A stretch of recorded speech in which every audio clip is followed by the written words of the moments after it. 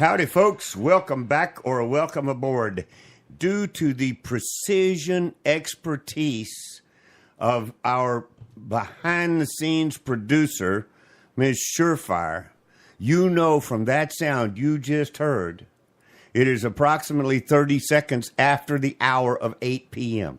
because she's like, boom, on it, week after week after week.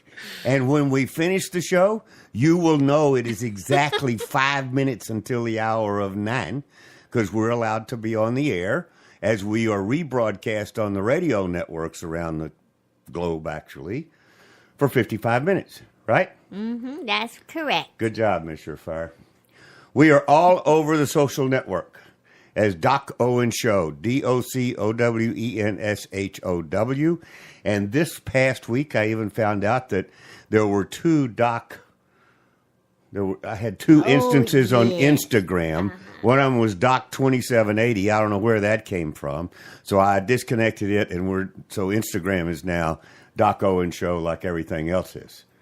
Okay. Just FYI, in case you're trying to reach us on Instagram. We have a blog that is growing and growing and growing. Uncle Bocce, I don't know. Apparently, there's something wrong in the garden that he won't tell us about because he's spending an inordinate amount of time on the blog. No? He's looking at me like, where'd he come up with that? Could maybe have something to do with it. Kind of nasty weather. We have free apps, and that is plural. Android is back alive and well. You may go to your Play Store on your Android device, search for Doc Owen Show, download the app, listen to us live, listen to podcasts, get our history, et cetera, et cetera. And we had a slight intermission on the Android devices. And it's a funny story. Anyway, and we are also on Apple in the iTunes. So find us. Just in time for the Apple 10. Yep. Or the i10 or whatever they call it. I am as you have gathered by now, as usual, we have a full complement in the Hilltop Studios, and I'm joined by I'm a Surefire. Uncle Bocce. Boom ba da boom. Mm-hmm. But we always with that effect, we begin our show in a very traditional manner before we get into what current events or topics of discussion.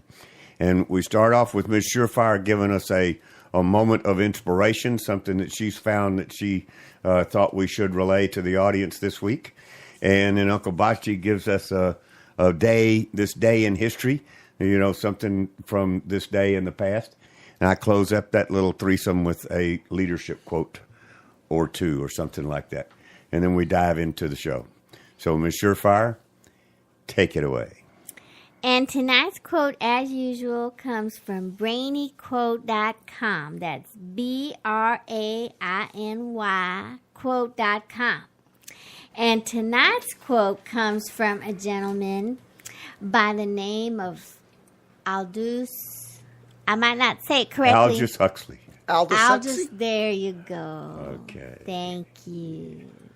He was an English novelist, and one of his well-known works was one called The Brave New World. Yeah. Yep. Very interesting. Yep. Yes. Scary. And, from way back then, and now we're living it. Yep. So, his quote is, "Facts do not cease to exist because they are ignored." Oh. Hey, you Ouch. go, girl. That's good job. That's a good one. I thought Facts that was going to do be not cease to exist because they are ignored. That's right. There you go. Mm-hmm. Well done. Facts good. are facts. That's right. a good dig. Uncle Bocce, what happened, man? Well, on this What day, do we need to know? in this day, 1948, there was a famous banner headline in the Chicago Tribune saying, Dewey defeats Truman. Right. That was that famous incorrect. They just jumped ahead of the ball. And so this is the day that happened. All of those same people are still working in mainstream media. Probably so. That's The your descendants point. of the people that made that headline are your mainstream media of today. There you go. That's funny. That was it? I believe That's that. it for today. Okay. Our leadership quote tonight, actually, it's something. It's from my friends at the Optimist Club, and it comes from a gentleman by the name of Frederick B. Wilcox. All right. However, doing our due diligence, as we always do on this show, to present you with real facts, Mr. Wilcox takes credit for this because he had it in a book called A Little Book of Aphorisms. Aphorism. And I will tell you what that means in just a moment. But he's not the actual originator of this saying. Actually, it came from a fellow by the name of Robert Quillen, Quillen, who lived 1887 to 1948. And Wilcox just published it after the fact. So, and it's very appropriate to what has been going on for the last few days in terms of the World Series. All right? He says, progress always involves risk. You can't steal second base and keep your foot on first. So That's a good if one. you follow baseball or know or understand, all right? And so you might ask, wait, hold on. Okay, somebody did just ask. I heard him. What's an aphorism? An aphorism is a pithy observation that contains a general truth, such as, if it ain't broke, don't fix it. All right? Okay. So now having read that and having read the previous one, I'll tell you who jumped into my mind as the world's king of aphorisms. If you come to a fork in the road, take it. C.S. Lewis? No. Yogi Berra. Yeah, of course. Good old Yogi. Yogi. He spoke in Yeah. aphorisms. He was the aphorism That's king, man. right. That's right. I remember it now. So, and now we know what an aphorism is, and that gives everybody. And by the way, if you're not aware of this fact, this is a little known fact. Yogi Berra was actually George W. Bush's English teacher. No way. Well, it sounds. I mean, Oh. think about it. They both were in baseball, and somebody had to teach That's Bush how to funny. talk. So tonight's show, the title of tonight's show is, as you might have noticed, caution in all caps. Extreme meltdown in progress. And it probably refers to me. You know, it's just an inner sort of thing that's been going on for I the was last wondering week what- to 10 yeah. days. But I'm going to take my internal feelings and apply it to current events and realize that I'm a fly. I mean, you know, there's huge things going on. Yeah. So we're going to talk about them. Once Uncle Bocce has taken us back in history to talk about a real challenging president. Is that a good way of putting it? Yes, it is. But for the country at the time, this guy was He was. in their face. Yes, he was. He was the Donald Trump of his day. Yes, so to speak, you could say that in some ways. Yeah, I understand he didn't like this guy you're going to talk about was not a Twitter fan. Oh, okay. Okay. Yeah. So He was twiddly diddly dee. teach us some history, sir. Yes, sir. Okay, Andrew Jackson. Not as smart as all the others. 126.25. Wait. That's I mean, the guy became. You sound like he was a Trump. I know, You're right? starting out as a Trump basher Trump day ba- one. The first No, little- yeah. just because you didn't test well on the IQ test. There you go. He was smart enough to become president of the United States. Yes, he was. And that, from an education, that all he really had was attending local schools, and he did get an elementary education through that. And after that, though, he decided he wanted more, so he read law in North Carolina and actually got admitted to the bar In North Carolina. in North Carolina. No, well, that's no Yes. big deal. I mean, Yeah. that's easy. Yeah. Trey Gowdy's a lawyer in North Carolina. He had a few nicknames. The Indians, or the Native Americans, excuse me, like to call him Sharp Knife. Okay? But Okay. sometimes they called him Pointed Arrow. Was, Okay. he's direct, straight as an arrow, gets right to it. Straight arrow, not Yeah. pointed arrow. And he was also known more popularly as Old Hickory. Yes. Yeah. Right. His party Next picture. affiliation, guess what? A new political party. Okay. Okay, the Democratic Party. He was the first Democratic presidential candidate. But he was a states' rights guy.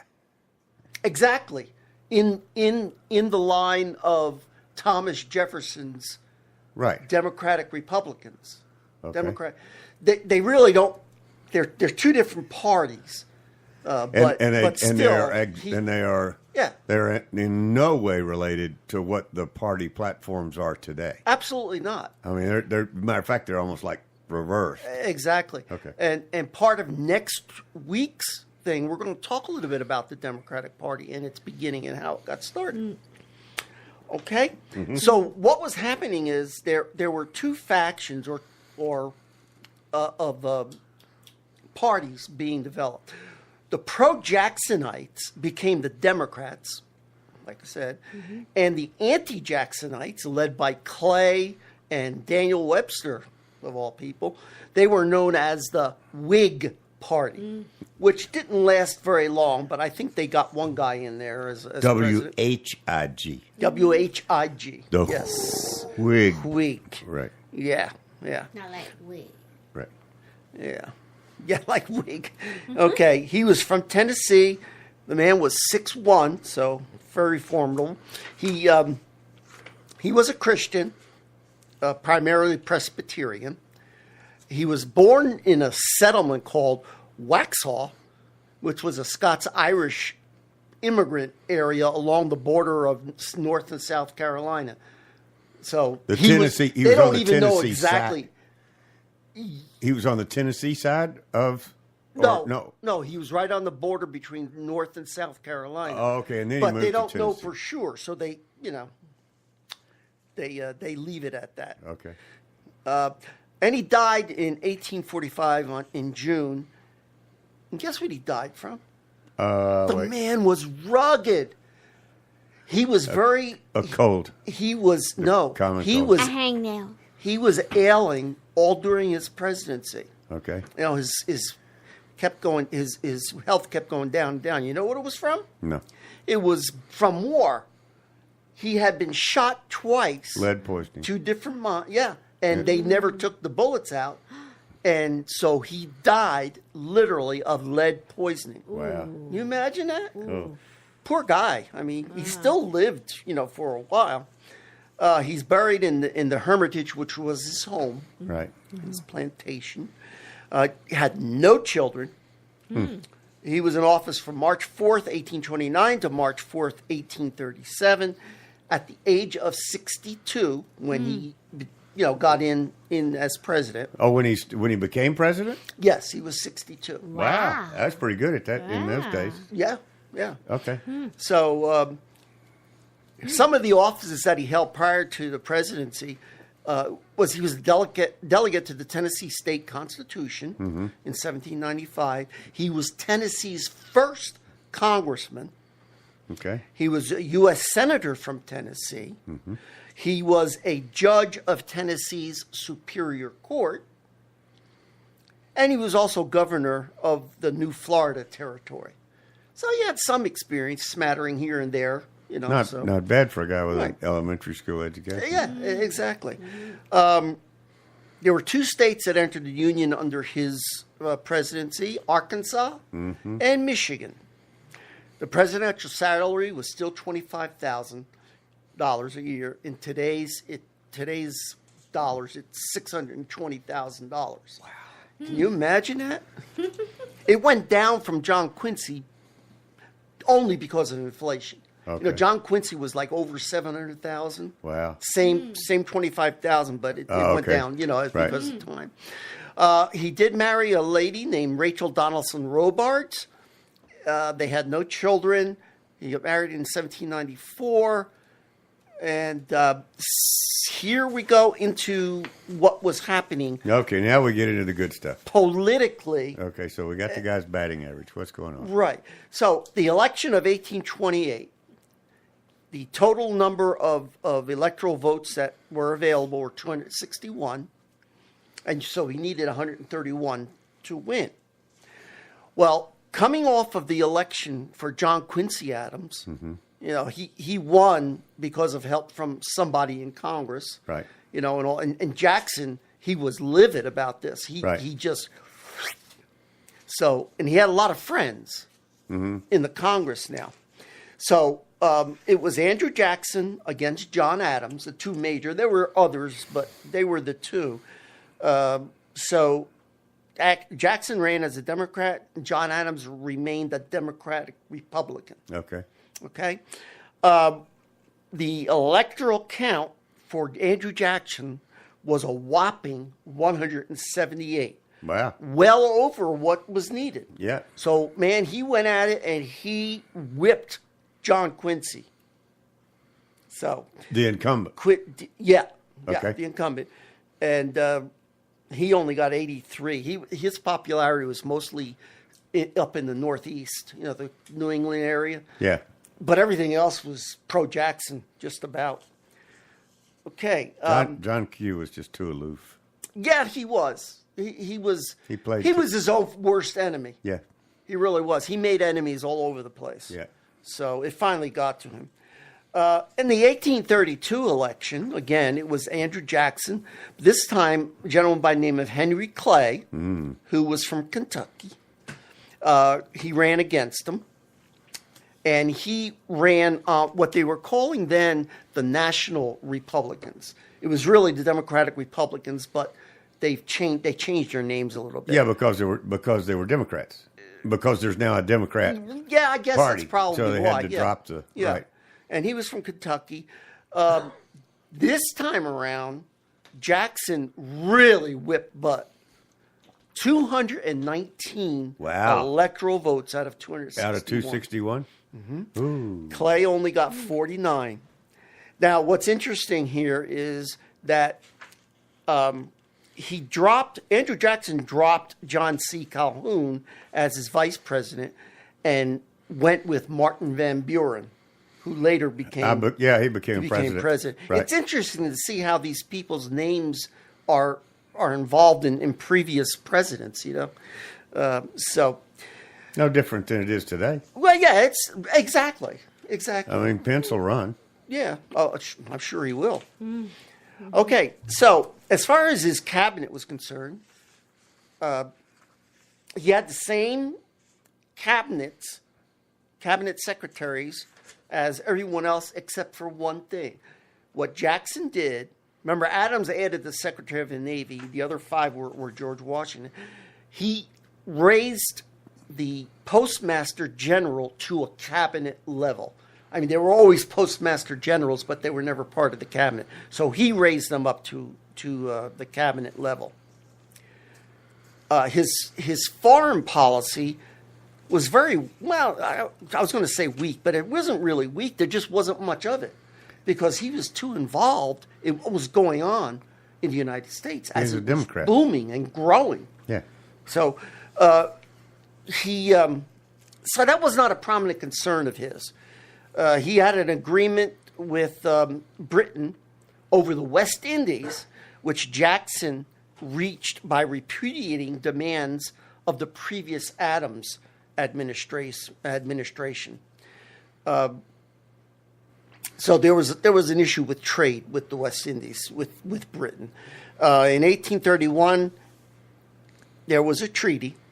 France agreed to pay claims for the Napoleonic depredations on American shipping. They were attacking American ships. So he was able to negotiate that and get that in there, okay? And the only other thing, I guess the biggest thing is Mexico. Jackson, oh gosh, you see what went through my mind. I'm not going to say it on the air.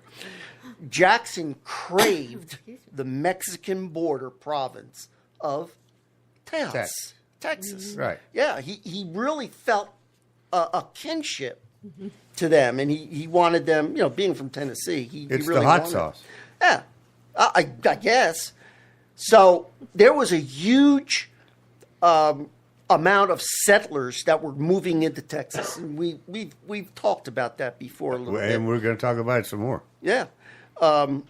So the Mexicans had apprehensions about his designs there. So those settlers were led by a gentleman named of Sam Houston, right. who was a fellow Tennessee, a neighbor of Andrew Jackson. Right. So, it was really cozy. Sure. How are we on time? Okay. There's a lot on his domestic policy. Perhaps I should. Let me ask you a question. Yeah, go ahead. You mentioned you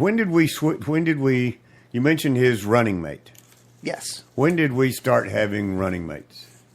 I lost track. we started having number? running mates with. Adams? No, The one before. No, it was Madison. Oh, let me think. Yeah, it was really Madison. I think Jefferson also was kind of leaning towards it, but it was Okay. Madison where the first time they actually had a ticket Oh, okay. running. Okay. Who was running. So he had many written things down. Not a whole lot by him, but mostly about him, and we'll go over some of that. Next week. Was he pretty colorful? Oh yeah, yes, he was a very colorful man. Okay. He was very, very adamant. He was very, very staunch about things. What he believed in, period. You had no way of changing his mind. Okay. And one of the biggest issues that he had, his pet issues, was the national bank. He was against it. He was against it. Right. Also. Right. Now, But, so the reason I'm bringing, I thought I knew the answer. And so when you have somebody that is that outspoken about how they believe and what they think is right, yes. and they get elected with such a huge majority, right? Yes. Did that seem to make it easier for him to get his policies put in place? Yes, as far as domestic policy is concerned, yes. Okay. Yeah, because he had a lot of friends in Congress. Did he get a lot of pushback? Did he get a lot of detractors? Did Not he get really. a lot of naysayers? No. Okay. No, Okay. No. Okay. So I think we could probably stop there and pick it up next week. Okay. Fine by me. Like I said, as Fine a by- bonus next week, I'm going to try to add some stuff in there about the new party, the Democratic Party. Yeah, so that I think that's We important. can learn. Yeah, I do too, And- especially at this juncture. Yeah, with Jackson, Exactly. And then later on, we'll see it cross over. Lincoln. Yeah, Right. Republicans. Yep. Got it. Okay. Okay. We're good. Who are you? Oh, yeah, I forget that every week, don't I? No, I am not Uncle every Bocce, UNCLEBACI at DocOwenShow.com. And I sit at my computer all day waiting for you guys to say something. Okay. I'll let him get away with it this time. Oh, you're going to say, No, yeah, except when I'm in the garden. I huh? wouldn't say a word. So before I'm going to try something new, simply so we don't do advertisements, we don't do self promotion or anything like that. In terms of asking for donations, etc. We just do this for the love of liberty, if you will. Amen. And but so I want you, if you're not familiar, if you're not here right on time when Ima kicks it off at 2000 hours, you miss our little 30-second intro. I want you to listen to it very, very closely and see if you can name that tune.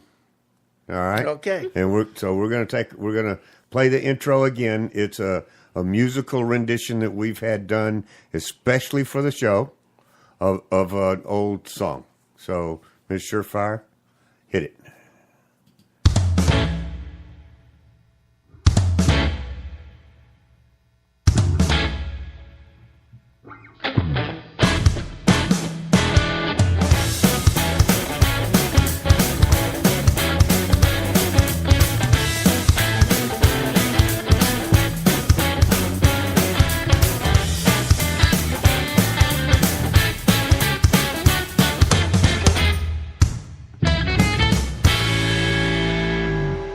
All right, so the chat lines are open on Spreaker.com, and let's see if you can name that tune. All right, Okay. and a portion of the name of the show is in the name of the tune. No, it's not. I lied. Anyway, Okay. So extreme meltdown in progress. Have you seen? Are you aware?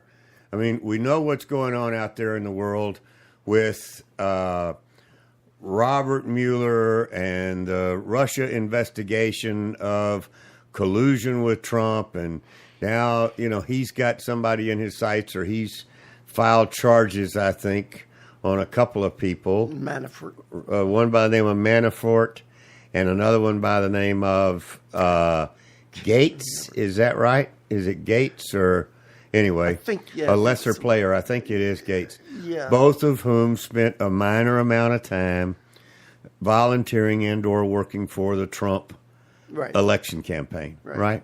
Not for very long. But But let's be very clear. Although Manafort is the same guy, the accusations are long before he got involved with Trump. That's right. As a matter of fact, they're when he was involved with Hillary Clinton. Yes, sir. And so the worm is beginning to turn, and it's not looking very good for the present-day Democrats, not the Andrew Jackson Democrats, the present-day Democrats. Thank you for making that distinction. I'd be glad. Happy to do it. As a part of all of that, we're seeing a major sort of a meltdown, if you will, of the the present-day Democrat Party. They're coming under a lot of scrutiny, far beyond what was directed at them during the campaign. They were able to kind of keep it at an arm's length during the campaign. Mm-hmm. And now that all of that is over, so one of their former directors of the DNC and a long time Democrat political activist, a lady by the name of Donna Brazile, and I'm very comfortable bringing this up. I know Donna Brazile. I've been up close and had conversations with her, and even seen her recently. So I'm very comfortable with thinking that I know more than what is just shown on the television and more than what you read in the newspaper. All right. She's really a very nice, gentle Southern lady. I think she's from Louisiana, if I remember correctly, either Louisiana or Mississippi. And she's really, really a nice lady. That most of what she does is actually well intended for the betterment of America. Okay? She's a get out the vote person. She's a everybody participate person. I mean, and that's what she preaches. Now, she and I divert paths when what should be done with that vote. Yeah. But she earnestly believes that everybody needs to participate. Mm-hmm. Obviously, she goes down what I would consider the alternate, or I don't want to say the wrong path, but the alternate path. All right? Okay. She's come out with a new book. Yep. And it's called a tell-all book, right? Mm-hmm. In it, she really takes on Hillary Clinton. Mm-hmm. She takes on Debbie Wasserman Schultz. Blabbermouth. She takes on Barack Obama. Yes, sir. And she takes on their explicit destruction of Bernie Sanders and actually the Democrat Party. Yep. And her name of her book is called Hacks. Okay.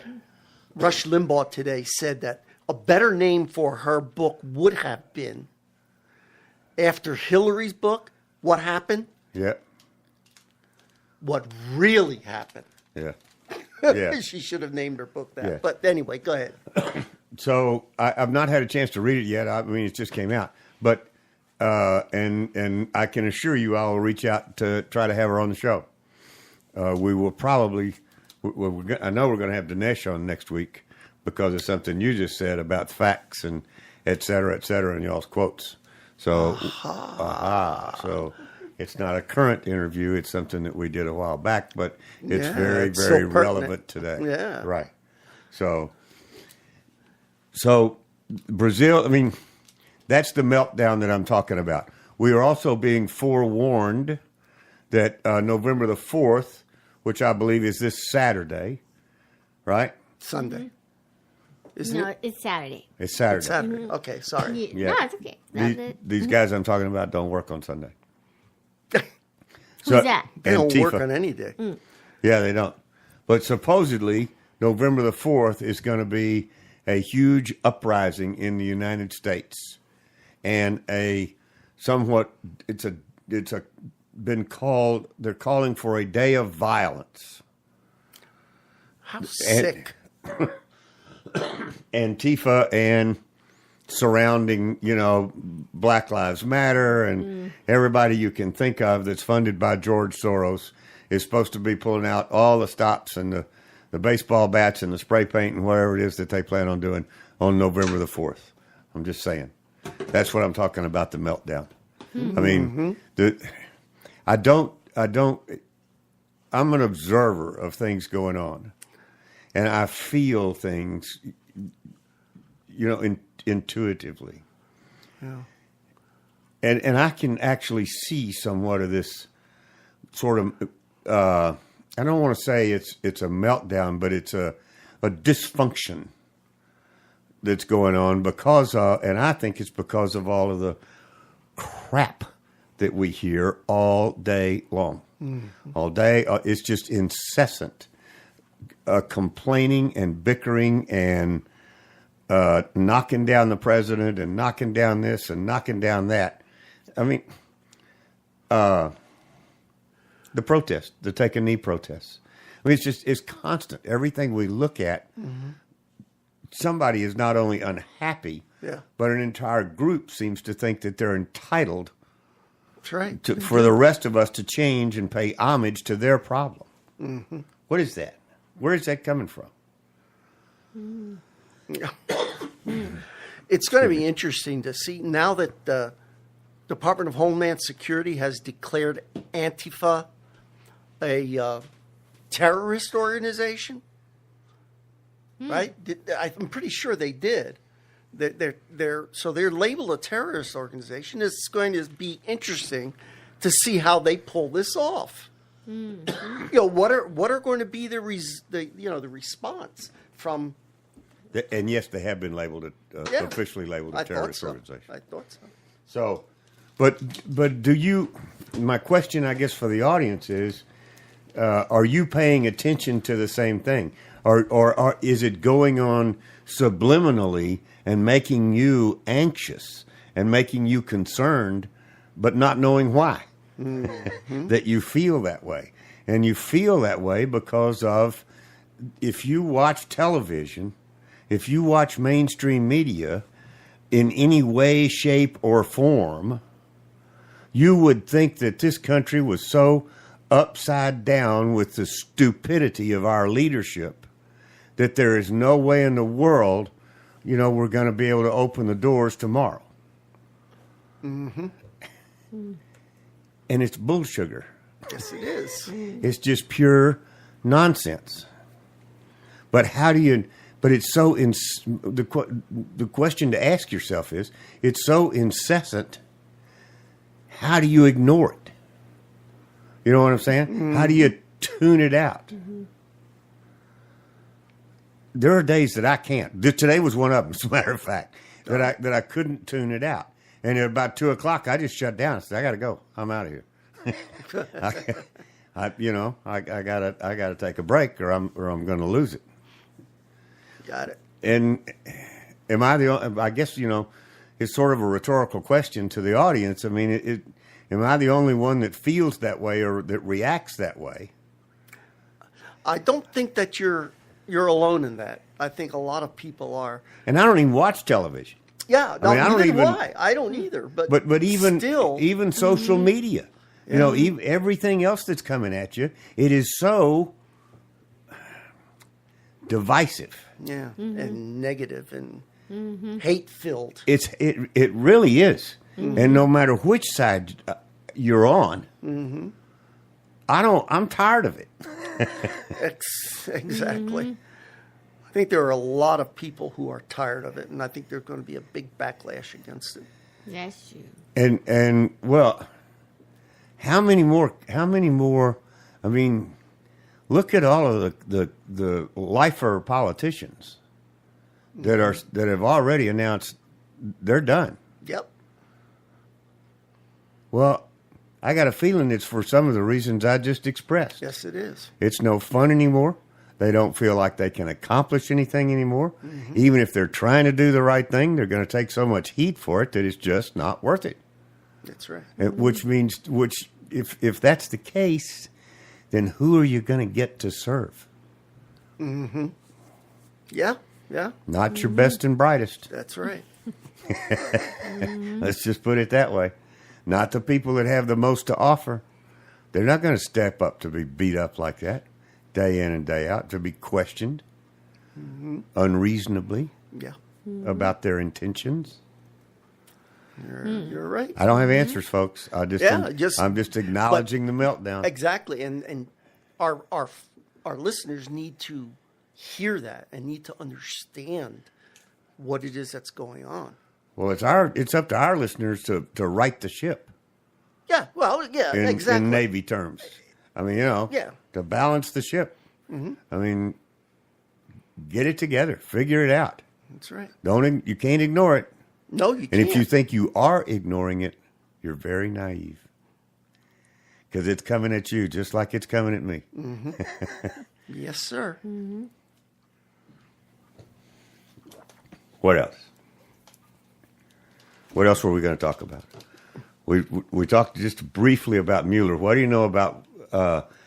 There's constant calls for Mueller to resign or be fired or whatever. If you're not familiar, Robert Mueller's a former FBI guy that is now a special prosecutor.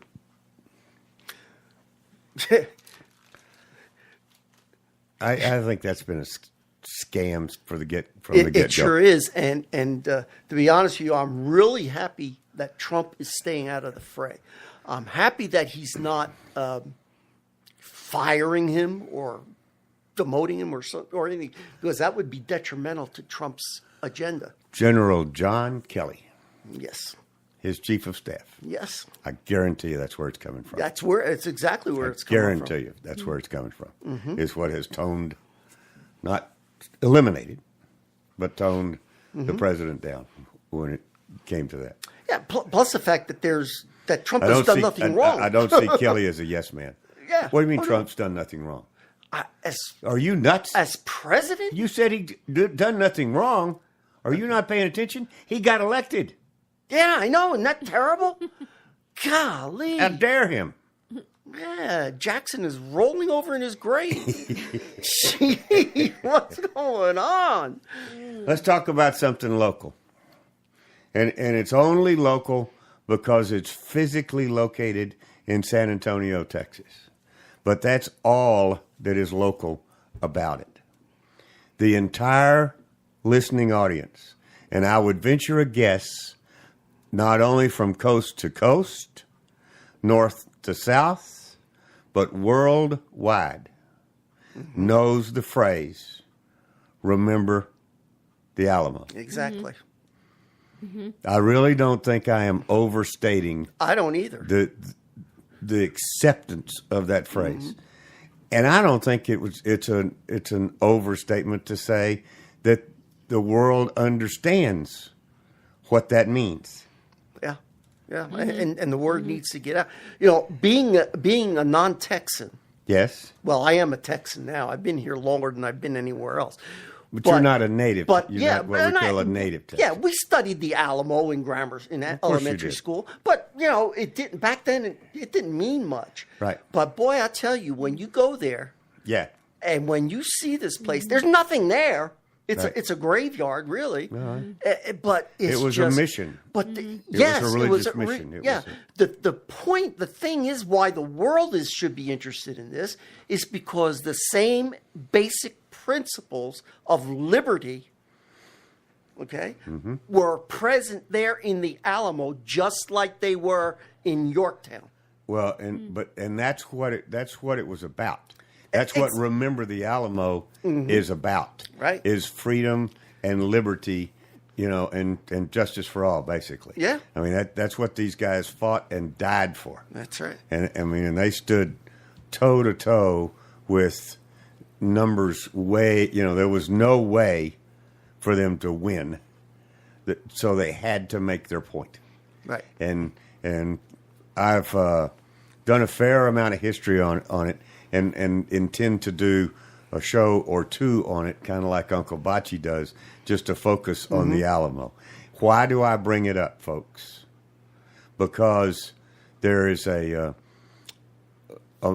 group that kind of represents what is referred to as the New World Order, a.k.a. the Deep State, a.k.a. those folks that would like to undermine and help destroy the life, liberty, and the pursuit of happiness United States of America, are after the Alamo. They are bound and determined to change the appearance and change the function and change the reality that is history. Yes. Okay? They want to modify the facts to suit a current day audience. Agenda. Agenda. Yeah. Right.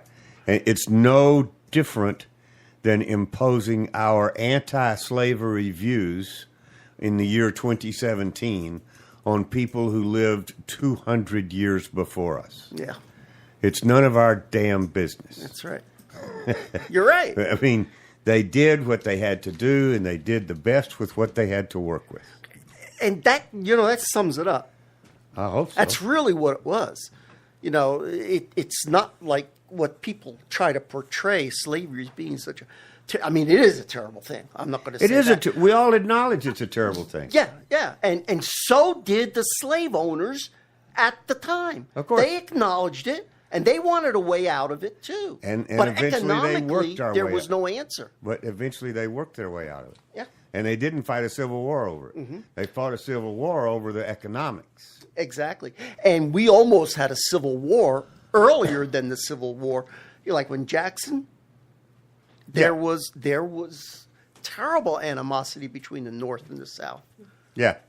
So, Yeah. Well, but back to the Alamo. yes, sorry.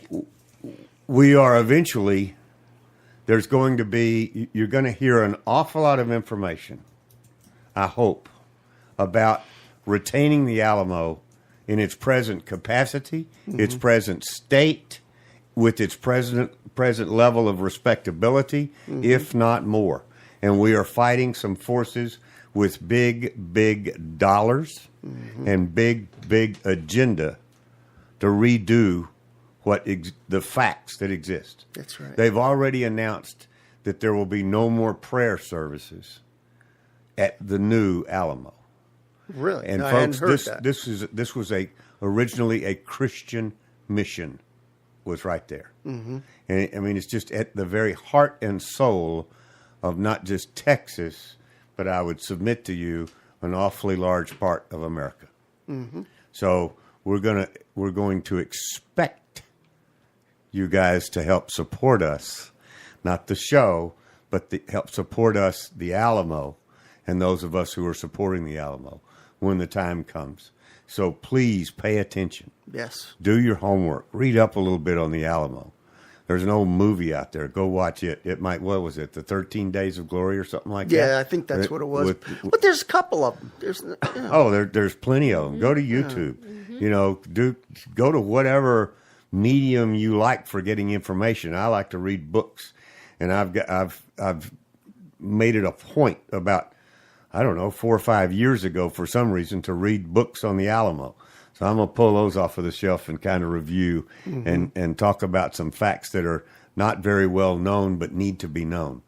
I mean, this is something that's very, very, very near and dear to me, near and dear to a lot of Texans, and it should be near and dear to a lot of people in this country, because it was at the forefront of the United States moving to the West. And what, just very briefly, what happened was the United States itself was going through a cycle of a very tyrannical federal government. And there were a lot of independent people, states' rights peoples, who did not like it. Right. So the Mexican government, in their ultimate wisdom, offered some of these guys and some of these families land, freedom to do what they wanted to do. You know, just come down here and help us populate what at the time they called Tejas, Tejas, and it was the northern part of Mexico. So they did, but then eventually Mexico turned on them as well. Right. And wanted them to start paying taxes and wanted them to start doing things the Mexican way, et cetera, et cetera. And these Texians, as they were called at the time, said, no, we ran away the first time. We ran away from Tennessee. We ran away from Georgia. We ran away from, all sorts of places in the United States to get to Texas. And we're not leaving. No, we're digging it. We're digging in our heels. And the culmination of that digging in occurred at the Alamo. Yes. So it was a fight for liberty. It was a fight for freedom against a tyrannical government. It just happened at the time to be a foreign government. Right. And now there are certain factions that are kind of trying to twist the facts. Sure. On what happened there. So we're going to try to over the course of a few shows here, try to set the facts straight. Yeah. And get it, and we're way out in front of this. You probably may or may not be aware of this fight, but it is just beginning to come to the surface, and it is going to be huge. And we can't be late to this party. That's because right. they got tons of money, and I mean we cannot be late to this party, or we will lose, and we will forever regret it. That's right. I just don't know how else to put it. So, are you in agreement? I mean, I'm in total agreement. Ms. Surefire? Yeah, one by one, everything that's sacred to America is being obliterated. It's being destroyed. Yep. Yep. Yeah. Yeah, it just doesn't make any darn sense to me. To me, the attack on the Alamo is no different from taking a knee at the beginning of a football game. Exactly. It's about the Exactly. And it's so, and there's all sorts of these little.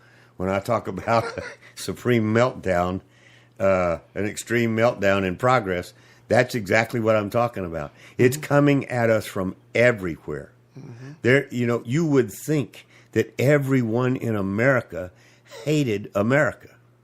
Yeah. If you watched the television. If I were a foreigner and I were watching United States news, I'd be like, Jesus, well, how come everybody over there is so unhappy? Yeah. I mean, they got the greatest land on earth, and they're all pissed off. Well, we're not. We're not. There are some of us that are upset at all the people who are, acting out these childish shenanigans, but they're a very small percentage of the public. Yes, they are.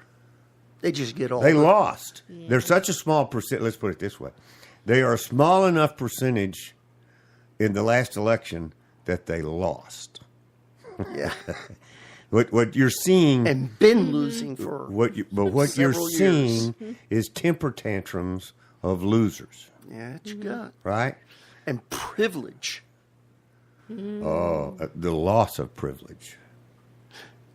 Well, you know what I'm saying? Their mentality that they're privileged to go out there and denigrate everything that's American. Right. And one of those hot spots is going to be the Alamo. Yes. One of those hot spots is going to be the Alamo, and it's going to get nasty. I just I have this, and it may not be. It's not tomorrow, not Saturday, November the 4th, but over the course of the next year or two, depending on what happens in 2018, it could get very, very nasty. And I hope not violent. But I would submit to you, this is the Alamo. This is Texas. There are no guarantees. That's true. It's just it all depends on who shows up for the party. Yeah. When that day comes. You know what I'm saying? Yeah, I know. And so the only way to me to diffuse that, or to help diffuse that, and try to keep some sanity in the mix, is to get way out ahead of it. Exactly. Listen to the Doc Owens show. There you go. Please do. Spread the right. word. Right, exactly. I mean, remember we that. have nothing but the truth here. If you know the truth, And we're gonna dig it. will set you free. And we're going to dig it out. And the everybody's. I can hear the audience now. Yeah. Okay, that's good. But still, it's an old building. You know, it's crumbling down. You know what I'm saying? It triggers some people. It offends my girlfriend, or whatever. That they get offended by tough stuff. Live with it. Live with it, yeah. How can you live with being hateful and angry at everybody? How can you live? That's not life. Well, no. If having reality, if being confronted with reality offends you, you the one with the problem. There you go. These are Very just well facts. These are just, learn about them and learn from them is the key. Know your history and learn from it. Why did certain things happen? You know what I'm saying? Yes. And sometimes the reason behind it is good. Sometimes the reason behind it is not so good. But you still need to know the reason behind the events. Exactly. And the absolute events. And there is only one version of an event that is the truth. That's right. Everybody says, "Oh, well, there's two sides to every story." No. Yes, there are. Yeah. But when you're using the word story, there's not two sides to every fact.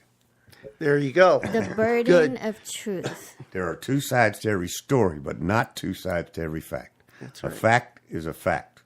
Flip it over, guess what? It's still the same fact. So we will just be prepared and tell your friends and neighbors that we're going to go down not just Uncle Bocce's history path, but we're going to go down the Alamo path. Yeah. In addition, we're going to have a segment that's an Alamo path. We'll have, blah, blah, blah. We're going to spend we'll probably spend more time on that through the holidays and holiday stuff than we will current events. I'm tired. Current events are just wearing me out. And there's too many people out there talking about it, right or wrong. We're gonna try something a little different. I just decided. With Good for you. 15 seconds left in the show. So I hope that comes as good news. There you go. There you go. Well, we'll still be doing Uncle Bocce. We'll still be doing, Miss Surefire. We'll doing our regular things, but we're gonna bring. Front row. Time to go. You have been listening to the Doc Owens Show. Thank you so much for having us. We really appreciate it. Now go out there this week and take care, pay attention, and God bless. Bye-bye, folks. God bless.